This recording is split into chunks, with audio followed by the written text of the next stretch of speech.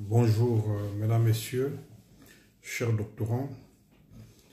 Il était programmé le vendredi dernier un séminaire doctoral qui devrait avoir lieu au campus des Koumou, mais que pour des raisons indépendantes de notre volonté, nous avons dû annuler et reporter à une date ultérieure. Et nous profitons donc de cette vidéo qui est spécialement destinée aux doctorants pour faire un peu le point du doctorat dans le contexte de la crise sanitaire actuelle. Il y a trois éléments importants que je voudrais que vous puissiez retenir par cette vidéo. Premièrement, l'aménagement des séminaires doctoraux, je vais vous en parler tout à l'heure. Deuxièmement, la création des équipes de recherche auxquelles chaque doctorant devra désormais être affilié. Troisièmement, le calendrier du doctorat dans les prochains mois. Pour le premier point, l'aménagement du programme du doctorat. Alors, nous restons sur la base classique, c'est-à-dire que le doctorat est articulé sur 180 crédits. Il y a 150 crédits pour la thèse, proprement parlée, doit être défendue devant un jury. Il y a 24 crédits pour les séminaires doctoraux. Et il y a 6 crédits pour les publications et activités scientifiques. Donc on peut dire que les 180 crédits se répartissent de la façon suivante: 150 crédits pour la thèse à rédiger et 30 crédits pour les autres activités, à savoir séminaires doctoraux, publications, activités scientifiques connexes. Ça, c'est la répartition globale. Alors, pour chaque rubrique, par exemple, la thèse, 150 crédits, il y a 6 semestres pour la rédaction de la thèse. 6 semestres, donc c'est à peu près 36 mois maximum. À la fin de ces 36 mois, si vous n'avez pas soutenu, il vous faudra une dérogation pour poursuivre, sinon on arrête avec vous. Le premier semestre est consacré à l'élaboration, au dépôt, à la pré-soutenance et validation du projet de thèse. Donc quand vous vous inscrivez au doctorat, vous venez avec un avant-projet de thèse qui fait l'objet d'une évaluation, puis vous êtes autorisé à vous inscrire en doctorat, et on vous donne donc 6 mois maximum pour élaborer votre projet de thèse, avec toute la consistance que cela implique. Ce projet de thèse, qui comprend les différentes articulations contenues dans la méthodologie, devra également comprendre un plan détaillé de la thèse et une bibliographie détaillée de la thèse.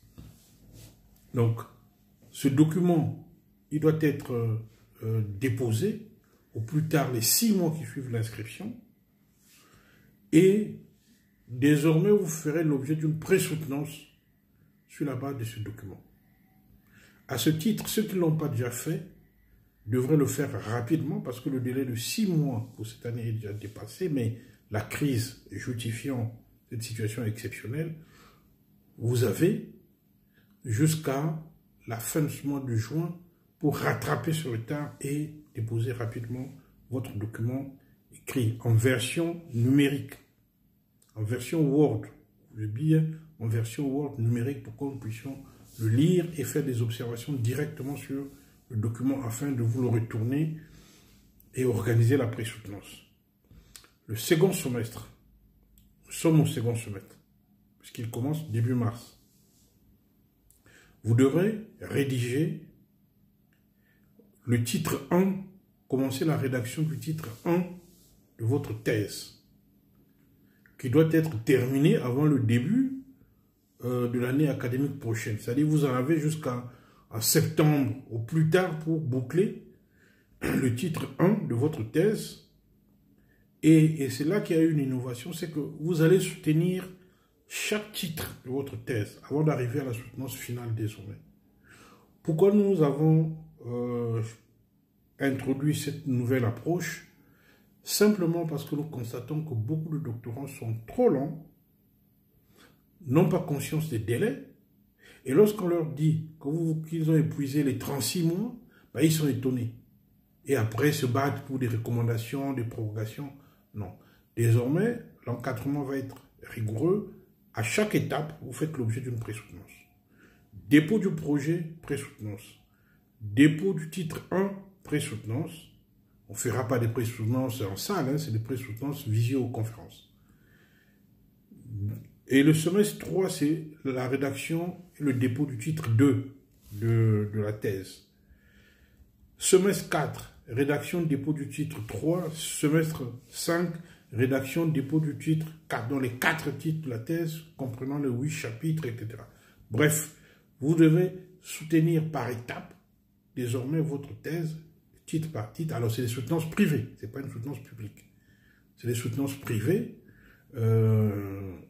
Et nous profiterons de cette occasion pour chaque soutenance pour faire le point sur le titre et vous faire des corrections directement, échanger avec vous, être sûr que vous maintenez le cap et le rythme requis pour terminer la thèse dans les délais requis. Et le semestre 6, donc le dernier semestre, est consacré à la rédaction finale de la thèse, c'est-à-dire les conclusions, etc. Et il y aura donc une soutenance privée de l'ensemble de la thèse qui, après, conduira, selon les procédures établies, à la soutenance publique de la thèse. Donc, à compter de ce mois de juin, nous allons procéder à la soutenance publique des parties de la thèse. Chaque doctorant devra donc remettre ses travaux.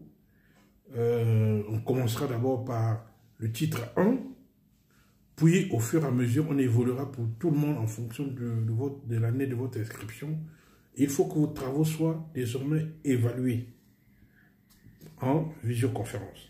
Prenez la peine de prendre l'application Zoom ou d'avoir Facebook. Enfin, on trouvera avec vous la meilleure façon de faire. En ce qui concerne les séminaires doctoraux, comme vous le savez, il y avait une vingtaine de séminaires doctoraux. Tout ceci a été aménagé et ramené à 10 séminaires pour les 3 ans du doctorat. La première année, il y a 3 séminaires doctoraux. Le séminaire sur l'initiation théorique au doctorat en droit. Le séminaire sur les enjeux méthodologiques et opérationnels du doctorat. Et le séminaire sur la professionnalisation et l'employabilité des doctorants. Ça, c'est le premier semestre de votre inscription. On va aller concrètement dans le premier séminaire, vous faire l'initiation. C'est-à-dire comment on rédige le projet de thèse. Ensuite, on discutera des enjeux méthodologiques, puisque ça fait partie également du projet de thèse. Et puis, enfin, on parlera des questions d'employabilité, qu'est-ce qu'on peut faire avec un doctorat aujourd'hui, etc. Bref, tous ces séminaires existent en vidéo. Allez sur ma chaîne YouTube, vous verrez toutes ces vidéos, vous trouverez. Mais ces vidéos seront progressivement actualisées en fonction des échanges, etc. Le second semestre, donc, il y a 2 séminaires, méthodologie et méthode juridique. Vous avez là aussi une vidéo sur ça. Et puis, théorie, source et interprétation du droit. Là aussi, vous avez la vidéo sur la théorie du droit, etc. Bref, on reviendra sur ça. Semestre 3, nous avons 3 séminaires doctoraux. Introduction critique aux droits de l'homme, introduction critique à la démocratie et introduction critique aux droits humanitaires. 3 séminaires. Là, vous aurez des vidéos, etc. Il y a d'autres qui sont... Il y a des vidéos qui sont prévues pour droits de l'homme, démocratie. Allez sur moi, vous verrez tout ça. Tout ça, ce sont des séminaires qui ont été réalisés et qui existent sous forme de vidéos. Donc, vous allez suivre. Après, on reviendra dans la discussion avec vous sur ça. Semestre 4, 2 derniers séminaires, critique du droit international et puis critique de la justice internationale. Là aussi, sur la justice internationale, vous avez des vidéos sur ma chaîne YouTube, vous pouvez les regarder, sur les juridictions internationales, judiciaires, arbitrales, etc. Donc, bref, voilà les 10 séminaires de fond qui sont prévus, qui seront occasionnellement complétés en fonction des éléments des enseignants, visiteurs, etc., par d'autres séminaires complémentaires, mais ce sont des séminaires de base qui concernent donc les questions de fond, les questions de méthodologie, les questions d'appropriation même de la structure de la thèse, et puis des questions de discussion critique sur les différentes branches du droit de l'homme, droit humanitaire, bref. Voilà les séminaires lectoraux qui sont prévus. C'est pas exhaustif, puisque chaque année, en fonction des circonstances, il y aura des séminaires optionnels qui seront proposés, qui seront un titre de complément. Alors, troisième rubrique, il y a publication et activités scientifiques. Le doctorant est toujours astreint à faire 2 publications pendant les 3 années de thèse.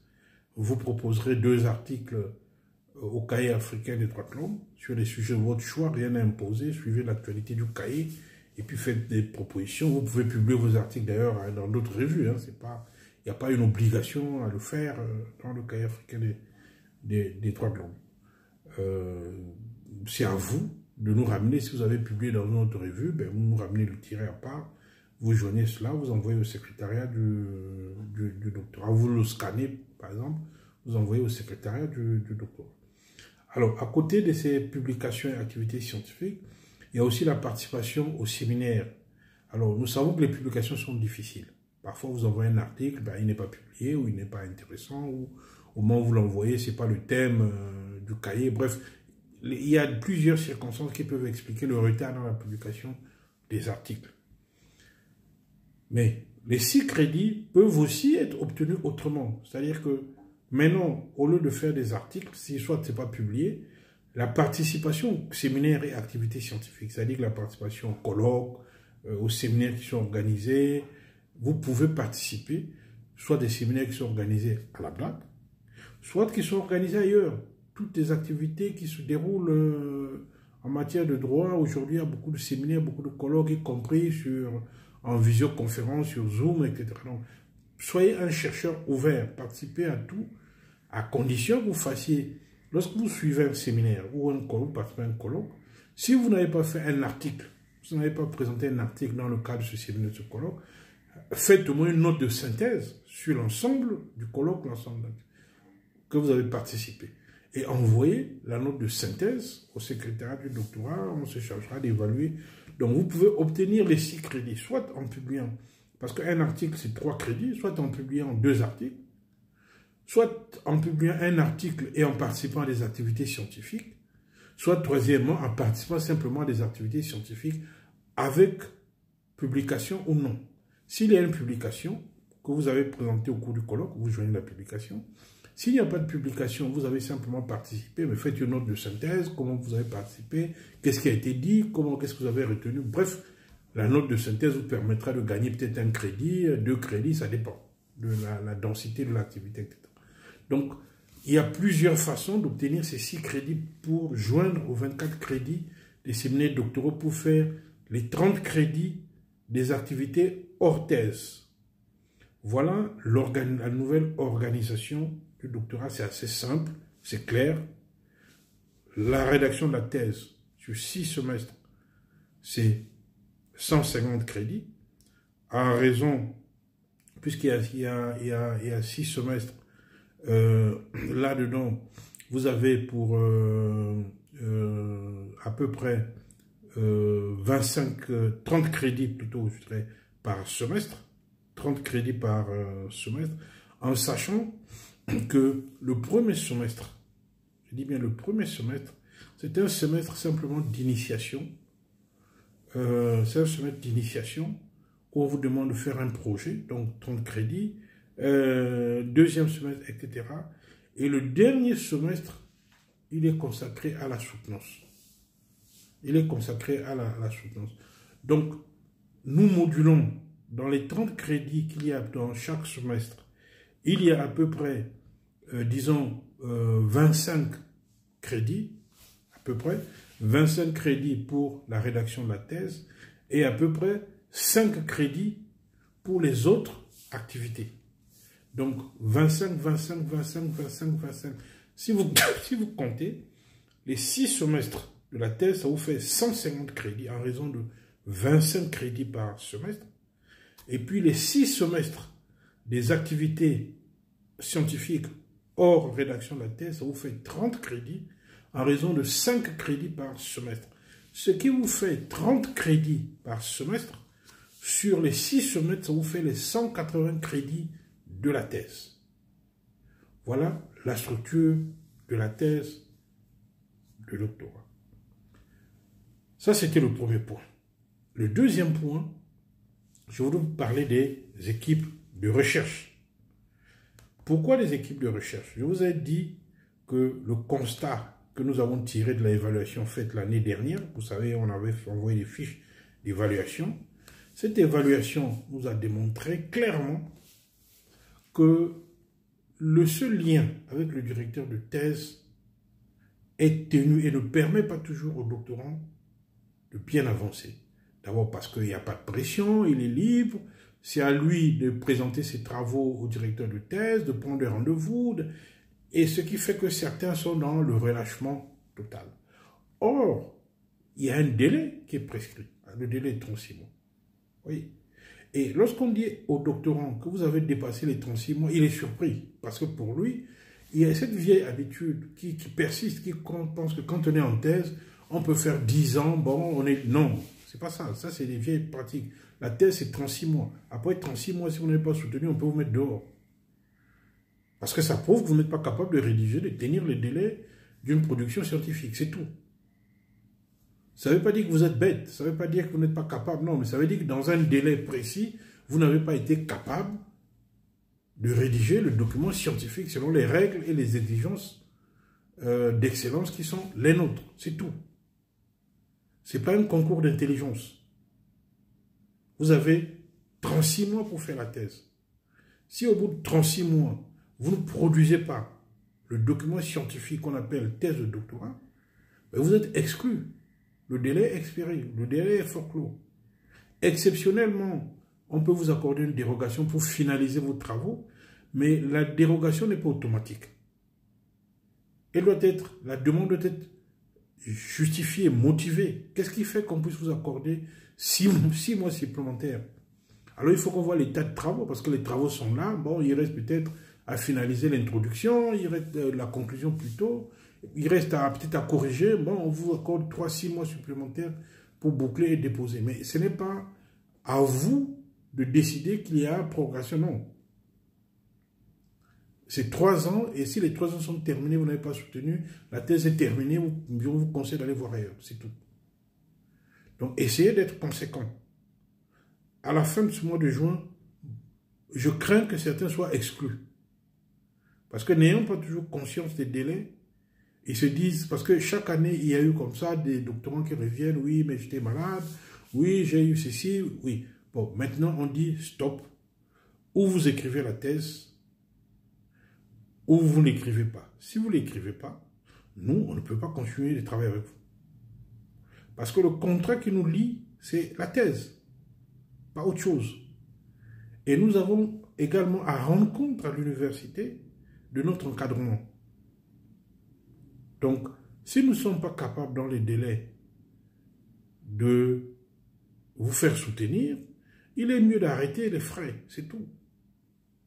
Parce qu'on ne va pas faire des directions de thèse sur 10 ans, on ne sait pas quand est-ce qu'il va soutenir, le doctorant disparaît, aucun courrier, on l'écrit, ne répond pas, et puis il réapparaît 9 mois plus tard avec des justifications fantaisistes. Non, je vous le dis, à compter de la fin de ce mois de juin, beaucoup de doctorants qui n'auront pas satisfait aux critères de fond, aux critères de forme de la préparation de la thèse de doctorat, seront tout simplement radiés des listes exclues. Donc, il faut en être conscient. C'est pour ça que je vous exhorte dès maintenant à comprendre que nous sommes tous engagés dans un processus scientifique avec vous et il y a des droits, mais également des devoirs pour les uns et pour les autres. Si vous ne vous manifestez pas, vous ne présentez rien, on ne sait pas ce que vous faites, vous disparaissez, on vous écrit, vous ne répondez pas, vous faites toujours des promesses que vous ne tenez pas. On ne peut pas continuer. Parce qu'il y a également d'autres étudiants qui obtiennent les masters, qui veulent s'inscrire en thèse. Parfois, on ne peut pas les prendre parce que nous sommes tenus également à avoir un nombre limité de doctorants pour pouvoir assurer un encadrement. Je ne peux pas avoir 200 doctorants, non, ce n'est pas possible. Vous voyez? Donc, il faut faire soutenir les premiers pour prendre ceux qui veulent rentrer en doctorat. Parce qu'on ne va pas se retrouver avec 100 thèses encadrées, ce n'est pas possible. Humainement, ce n'est pas possible. Donc, on préfère prendre des nouveaux doctorants qui ont la volonté, l'énergie encore, que ceux qui sont là depuis 5 ans et qui ne veulent pas soutenir, qui trouvent toujours des prétextes. Parce que doctorant, ce n'est pas un statut. Je dis, ce n'est pas un grade de doctorant. Il faut le comprendre une fois pour toutes. Ce n'est pas un grade, ce n'est pas un statut social d'être doctorant, non. Doctorant, c'est un étudiant. Et l'étudiant, il est censé terminer son année à la fin de l'année. Et lorsqu'il ne termine pas l'année, ben, la décision est que s'il est ajourné ou il est exclu. C'est comme ça, c'est assez simple à comprendre. Parce qu'on a l'impression que le statut de doctorant devient un statut spécial. Non, s'il n'y a pas un statut particulier pour le doctorant est un étudiant comme tous les étudiants. Il se soumet aux procédures académiques. Et il doit être évalué périodiquement. Et ce que nous faisons. Alors, il y a eu certainement au cours de ces dernières années une forme de tolérance, d'indulgence. Mais malheureusement, cette indulgence, cette tolérance, ceci est en train de devenir presque une habitude, maintenant une tradition. Non. Il faut donc revenir aux normes habituelles, à savoir la rigueur, le respect des délais et les exigences d'excellence scientifique. Pour ce faire, 4 groupes de recherche ont été institués. Le secrétariat du doctorat vous communiquera votre groupe. Il y a 4 groupes. Le premier groupe de recherche porte sur la théorie et la pratique de la justice internationale. Théorie et la pratique de la justice internationale. Tout ce qui ont des sujets qui portent sur ces questions de justice internationale, contentieux international, Cour pénale internationale, Cour internationale de justice, sont affiliés à cette équipe de recherche. La deuxième équipe de recherche porte sur la protection de l'environnement, développement durable et changement climatique.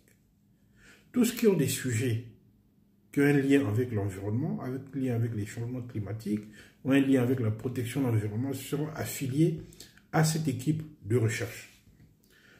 La troisième équipe de recherche porte sur l'action humanitaire, paix et gestion de conflits. Donc, tous les sujets de thèse qui ont un lien direct ou indirect avec l'action humanitaire, avec la paix et la gestion de conflits, tous ces doctorants seront affiliés à cette équipe. La quatrième et dernière équipe porte sur la protection et contentieux des droits de l'homme. Qu'il s'agisse du contentieux interne, d'autres questions transversales de la protection des droits de l'homme, vous serez affilié à cette équipe. Comment fonctionnent les équipes? À la tête de chaque équipe, il y a 2 coordonnateurs d'équipe, 2 docteurs qui ont été nommés et qui travaillent avec moi comme assistants. Ces 2 docteurs se chargent, sous ma direction, d'animer la vie de ces équipes de recherche. Et ils vont soit vous convier à des réunions, mais ce sera exceptionnel si c'est des réunions physiques, mais tout ça se passera en visioconférence. Ils vont organiser des visioconférences où vous aurez, et je participerai à ces réunions, parfois je les présiderai, parfois je serai simple participant pour vous suivre. Vous aurez l'occasion au cours de ces réunions de présenter vos travaux, de présenter vos difficultés, de présenter vos questions, vos approches méthodologiques, etc. Il y aura donc une discussion au sein de l'équipe de recherche. Et éventuellement, chaque équipe de recherche se chargera de contribuer, de participer à la contribution ou à l'élaboration d'un cahier. Et vous serez donc invité à proposer des articles dans le thème du cahier qui sera choisi. Tout ceci se fait sous la coordination générale du secrétariat du doctorat. Donc chaque équipe a 2 coordonnateurs qui travaillent avec moi et qui suivent les thèses avec moi. Et qui auront donc physiquement, si vous le souhaitez, l'occasion de vous recevoir en privé et discuter avec vous de votre thèse, de la méthodologie, des difficultés, etc. Ceci n'enlève à rien à la relation que j'ai avec vous en tant que directeur de thèse. Mais nous voulons donner à ces équipes de recherche une vraie vie scientifique. Donc, vous êtes astreints à participer à ces travaux, à ces discussions scientifiques, pour dire aux autres où est-ce que vous en êtes avec votre recherche. Qu'est-ce qui se passe? Qu'est-ce qui bloque? Quelles sont les avancées? Quels sont les résultats? Comment vous interprétez le droit au regard de votre sujet? Les collègues vous donneront également leurs problèmes, leurs observations, leurs critiques éventuellement, pour améliorer votre travail. Donc, un programme sera élaboré très rapidement, il vous sera communiqué. Vous recevrez, si vous ne l'avez pas encore reçu, vous recevrez les documents du docteur Onana qui vous donnera toutes les informations sur les équipes de recherche. Donc chacun est tenu de participer aux travaux de ces équipes de recherche. Donc, et les séminaires doctoraux seront également débattus, discutés dans le cadre de ces équipes de recherche.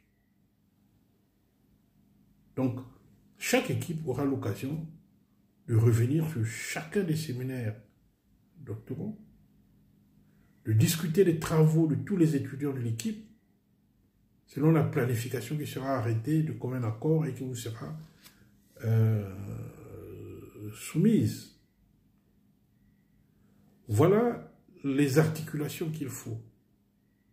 Alors le troisième point, c'est le timing.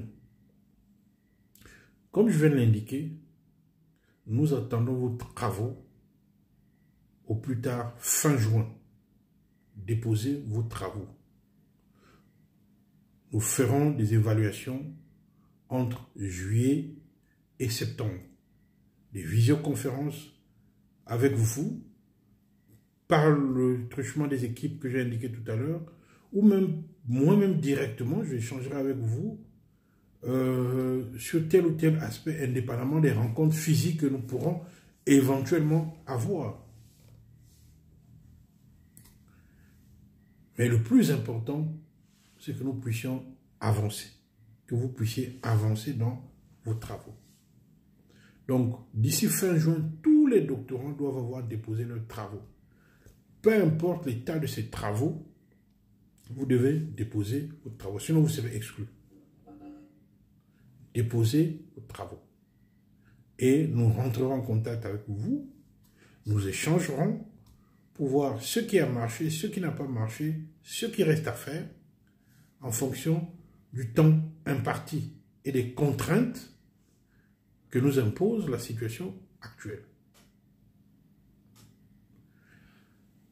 Entre juillet et septembre, donc il y aura ces pré-soutenances, je vous ai indiqué. Puis, à la rentrée, nous ferons une évaluation globale de l'ensemble des thèses en cours.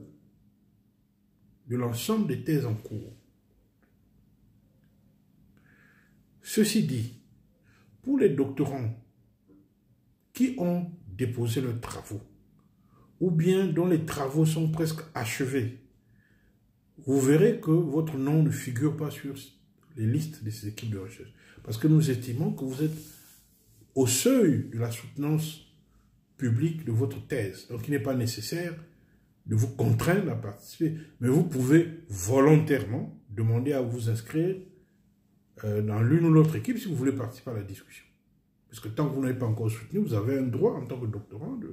Mais nous avons volontairement retiré votre nom parce que nous estimons que votre thèse est presque terminée et que nous sommes actuellement dans la période de correction de votre thèse ou bien dans le cadre de la procédure administrative de validation de la demande de soutenance de thèse.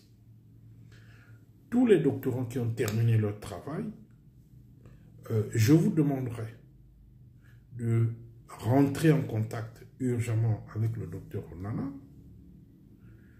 pour qu'un exemplaire de la thèse déposée soit imprimé, à vos frais naturellement, imprimé et que nous puissions le lire. Nous recevons des documents. Alors, cela ne vous dispense pas de m'envoyer la version Word de votre document. Ne m'envoyez pas les versions PDF. Envoyez-moi la version Word de votre document. Mais, il est demandé à ce qu'un exemplaire soit déposé. Pourquoi? Parce que je lis la version Word, mais il y a d'autres enseignants qui préfèrent avoir la version papier du travail. Soit qu'ils ont des problèmes visuels, soit, bref, il y a des contraintes qui font que lire 300 pages sur son ordinateur est très, très fastidieux. Donc, chaque doctorant qui a terminé son travail, qui m'a envoyé la version Word, rentre en contact avec le docteur Onana pour que un exemplaire de votre thèse soit imprimé et que cet exemplaire fasse l'objet d'une lecture, correction, évaluation avant que la procédure administrative de sollicitation de l'autorisation de soutenance ne soit enclenchée. Compte tenu des contraintes, nous l'avons déjà indiqué dans les précédents messages, il n'y aura pas de soutenance de thèse au mois de juin cette année. Parce que l'équipe n'est pas prête, sauf exception. Comme vous le savez, la procédure de thèse veut que les thèses déposées soient d'abord lues par les rapporteurs internes et externes avant que l'ensemble de la documentation, thèse comprise et rapport des rapporteurs, tout ceci soit envoyé à la commission de thèse qui seule donne un avis favorable ou défavorable pour que le recteur autorise la soutenance de thèse. Voyez-vous, c'est un long processus qui peut prendre jusqu'à 2 mois, voire 3 parfois. Alors, pour donner du temps au rapporteur, déposez-moi d'abord un exemplaire pour que je puisse lire, faire des corrections, et par la suite, vous imprimerez, à la demande du secrétariat, les exemplaires corrigés qui seront envoyés au rapporteur pressenti. Et c'est après tout cela que, quand nous aurons reçu les rapports des rapporteurs, que l'ensemble de la documentation vous concernant sera envoyée au rectorat pour la tenue de la commission de thèse. Je vous conseille donc, pour ceux qui sont en train de terminer leur thèse, de ne pas vous précipiter à envoyer des documents parfois inachevés. Terminez tranquillement votre thèse. Faites lire votre thèse pour corriger les fautes de français, de grammaire, en fait, tout ce qui... les petites coquilles, les notes de bas de page. Faites votre travail avec beaucoup de sérénité. Il n'est pas nécessaire de se précipiter, de m'envoyer. Je reçois des tas de travaux qui sont mal écrits parce que vous êtes trop pressé de me déposer des travaux. Alors vous pouvez prendre le temps de lire vos travaux. Il n'y a pas feu, pas urgence. Il n'y a pas urgence. Lisez vos travaux. Ne vous précipitez pas à envoyer des documents. Vous envoyez des documents parfois mal reliés. Parfois... Non, c'est une thèse. Lorsque vous voulez soumettre votre thèse à la lecture et l'évaluation de votre directeur de thèse, il faut que le travail doit être sérieux. C'est-à-dire que vous-même, vous avez lu, relu le travail et que vous estimez que désormais, je peux me prononcer sur la qualité scientifique de votre travail. C'est très important de soigner votre travail avant de nous déposer. Parce que si vous voulez qu'on lise les brouillons, ça ne nous intéresse pas, ça nous prend du temps, inutilement. Voilà, mesdames, messieurs, les éléments que je comptais vous présenter au cours du séminaire qui a été rapporté, à savoir l'aménagement de la structure de la thèse, comme j'ai indiqué dans le premier point, la création des équipes de recherche auxquelles vous êtes désormais affiliés en fonction de votre thème, puis l'organisation et la planification du doctorat d'ici à octobre prochain. Et c'est au début du mois d'octobre que nous organiserons des soutenances de thèse, mais les dates ne sont pas encore connues puisque nous rentrerons en discussion avec chaque candidat pour voir sa disponibilité, parce qu'il y en a qui ont des contraintes professionnelles, il y en a qui ne vivent pas au Cameroun, et donc il faut organiser tout ça. Mais nous vous contacterons individuellement pour voir avec vous comment faire les choses en bien pour que votre soutenance se passe dans les meilleures conditions. Pour terminer, je dirais que chaque doctorant est responsable de son travail. C'est vous qui devez donner une vraie impulsion à votre travail. Vous avez volontairement décidé de faire une thèse, j'espère que ce n'est pas un caprice. Vous payez votre scolarité, donc ayez conscience de tous ces efforts. Donc essayez de donner le maximum de vous-même. C'est à vous d'écrire à votre directeur de thèse pour lui présenter les travaux à étapes. Et là, nous avons maintenant des procédures assez claires. Chaque semestre, vous avez un titre qui vous est exigé. Donc, si on constate au cours d'une année que les 2 titres que vous devez déposer, vous ne l'avez pas fait, on peut déjà arrêter la collaboration avec vous. Parce que soit vous n'êtes pas sérieux, soit vous n'êtes pas capable de rédiger la thèse, et que vous êtes inscrit, bon, parce qu'il faut s'inscrire en thèse, mais il n'y a pas de sérieux dans ça. Donc, j'attire votre attention sur ces nouvelles règles, sur ces nouvelles contraintes, parce que nous pensons et nous croyons que cela va booster votre travail et vous permettre d'être dans, comme me dit souvent certains doctorants, être dans la pression pour pouvoir écrire. Enfin, je ne sais pas s'il est nécessaire d'être dans la pression, mais voilà ce qui est dit derrière. Donc, n'hésitez pas à contacter le secrétariat du doctorat pour avoir des clarifications sur tel ou tel aspect contenu dans cette vidéo, ou bien à m'écrire directement pour que nous puissions échanger, soit par mail, soit par Facebook. Vous m'écrivez et puis on peut échanger librement pour voir quels sont les éléments nouveaux ou des éléments de clarification qu'on peut vous apporter sur tel ou tel point. Donc voilà la quintessence de ma communication qui était prévue le vendredi 22 mai, mais que nous n'avons pas pu organiser, comme je rappelle encore, pour des raisons indépendantes de notre volonté, et nous en excusons finalement pour ceux qui auraient éventuellement fait le déplacement sur le campus. Je vous remercie pour votre aimable attention.